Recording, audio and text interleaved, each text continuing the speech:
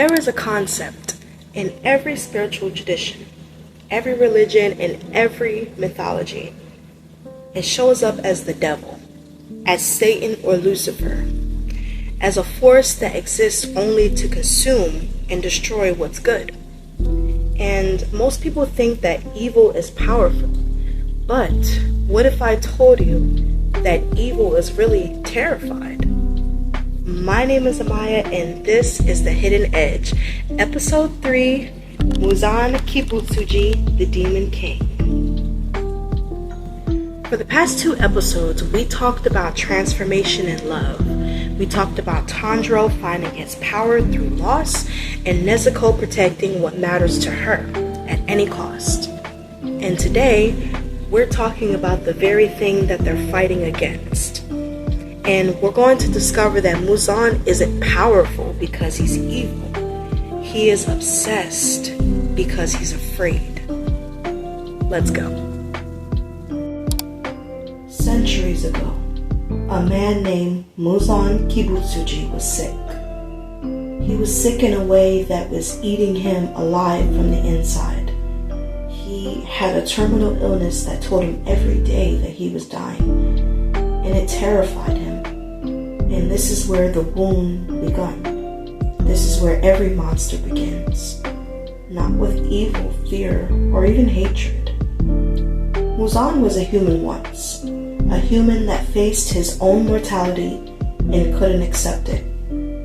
A human who looked at death and who decided that he would refuse it, no matter the cost. So he did something desperate. He took a treatment that transformed him into the first demon. Suddenly, he wasn't dying anymore. He was powerful. He was unkillable. He was finally in control. Or so he thought. But here is the spiritual truth that most people miss. When you run from your fear instead of going through it, the fear doesn't disappear. It becomes you instead. Muzan did not conquer his fear of death. He became an immortal being obsessed with achieving the impossible, reaching a level of power where death could never touch him. And that same obsession was his chains. For centuries, Muzan Kibutsuji built an empire. He created the 12 Kizuki, an elite demon corps that served him and him only. He ruled with absolute authority. Every demon in the world was beholden to him. He was untouchable, unkillable, and supreme. And yet, despite all of that power, despite centuries of dominance, something gnawed at him. There was a man, a swordsman named Yorichi, an anomaly, like Tanjiro. Yorichi wasn't just a skilled warrior, he was a spiritual master. His breathing technique, sun breathing, was so perfectly aligned with his soul, so pure in its execution, that he came close to killing Muzan. And this should have been impossible. And in that very moment, Yorichi showed Muzan something that he could not control. A human who had achieved perfection without becoming a demon. A human who was stronger than immortality itself. And Muzan had barely escaped with his life. And here's what happened next. Instead of learning from this encounter, instead of learning and understanding that power comes from spiritual alignment and not control, Muzan's ego doubled down. He became more obsessed, more paranoid, completely desperate to achieve absolute perfection in a way that no human could ever touch him again. The ego, it is a spiritual trap. It convinces you that if you just get more powerful, if you just dominate harder, that fear will finally go away. But it never does. Centuries have passed, and then something shifts. A child is born with a special mark, A child with a connection to something ancient and powerful. A child who carries the same energy that Yorichi once had. And that child's name is Tanjiro Kamado. The moment that Muzan senses him, something primal activates. Not necessarily fear, but it's recognition. Tanjiro represents everything that Muzan is trying to escape. The possibility that a human, without becoming a demon, without selling their soul to immortality, could still be stronger than him. So Muzan does what all wounded, obsessed beings do. He hunts. He finds the Kamado family and slaughters the entire household, with the exception of Tanjiro's sister, Nezuko. Where she's barely clinging on to life, she ends up transforming into a demon. Gives Tanjiro a sense of power. Not out of generosity, but out of desperation.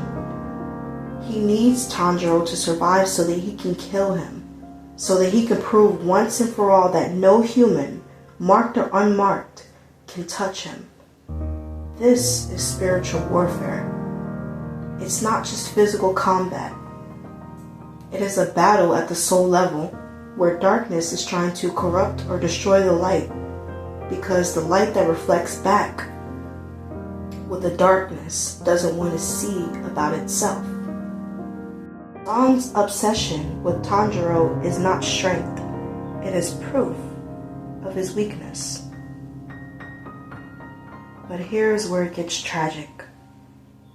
Muzan becomes so obsessed with Tanjiro that he loses sight of what he originally was searching for. Immortality and control and a way to finally feel safe. He has been searching for centuries for the blue spider lily, a flower that blooms only once a year, a flower that he believes will grant him the power to walk in sunlight and become truly untouchable. He's never found it, because he's looking in the wrong places. Muzan created the Infinity Castle, a fortress that exists between dimensions, where he can hide from the sun, where he can be surrounded by the demons he controls, where nothing can touch him, except Tanjiro, except the light. Do you see the pattern? Muzan built the castle as a prison. He achieved immortality, but he lives in constant fear. He has absolute power, but is absolutely enslaved to his obsession. This is what happens when you refuse to face your wound, when you run from your shadow instead of integrating it. You don't become free. You become a prisoner of your own power. Here is a spiritual law that shows up across every tradition. Darkness doesn't hunt darkness. Light hunts light. But darkness obsesses over light, because light reveals what darkness doesn't want to see. Muzan is powerful, yes, but he is also fragile in a way that Tanjiro isn't. Tanjiro knows he's going to die. He knows it's inevitable. He's made peace with loss and grief from episode 1. His true power comes from acceptance and not denial. Muzan, on the other hand, built an empire to avoid facing the fact that he's afraid. And when something or someone reminds you of what you're running from, that's when the obsession begins. It's not that Muzan is hunting Tanjiro because Tanjiro is a threat to his reign. It's that Tanjiro is a threat to Muzan's denial.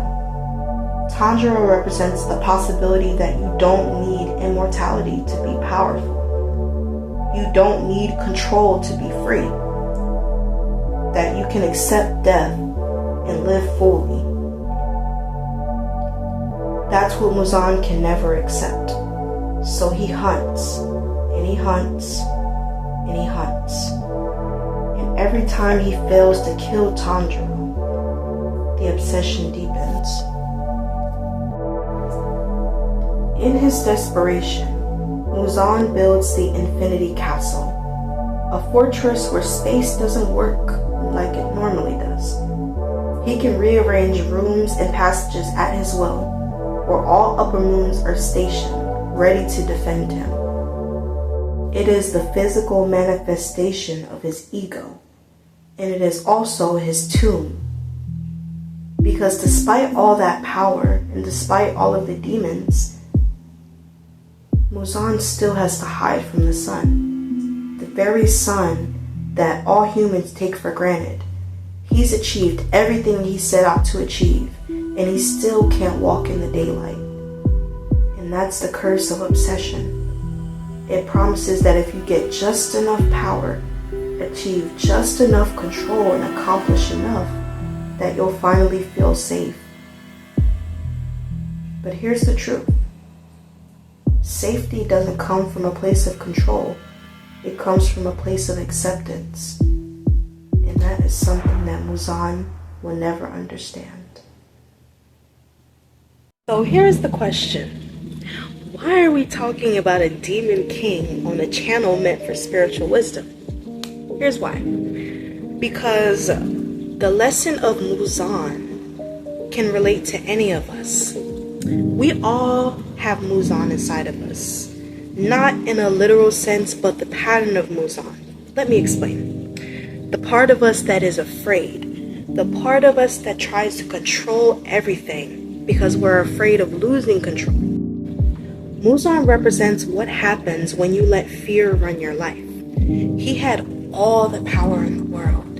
He had centuries to find peace. He had an infinity castle, demons at his bending will.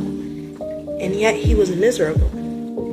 Because no amount of external power can heal an internal wound. And Tanjiro's power came from accepting his grief. Nezuko's power came from choosing love despite the curse. Muzan's power came from him running from his own mortality. And that is why, no matter how powerful he becomes, no matter how vast and big his castle, his infinity castle becomes, no matter how many demons he creates, he'll never win against somebody who has accepted their own mortality. And that's the one spiritual law he never learned. And here's my question for you. Where do the themes of Muzan show up in your life? What are you running from instead of running toward?